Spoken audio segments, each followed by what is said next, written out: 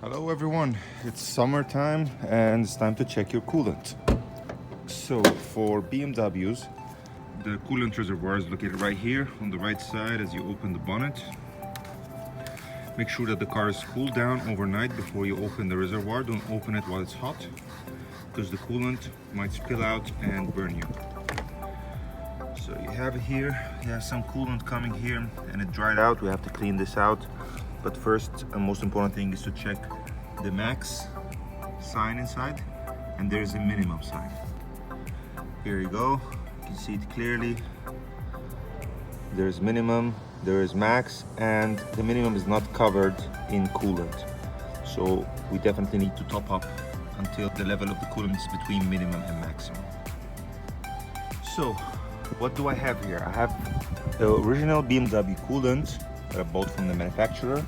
You see here the level, still have enough to top up my coolant, and here I have some distilled water. So it's said that you shouldn't put the coolant only because it might be too concentrated. So we diluted with distilled water.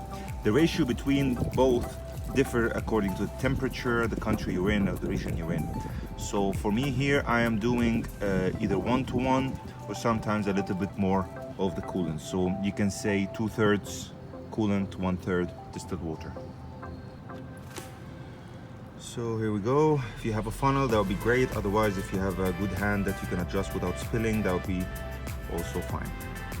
So we're gonna top up, keep an eye on the sign. Top up a little bit more. Okay, we're almost at the minimum. Now it's time to put some distilled water. Keep an eye, because you don't want to overfill it. Okay, so now you have the minimum sign covered. Look. Okay, so now that we topped it up, and now everything is fine, the level of the coolant is between minimum and maximum.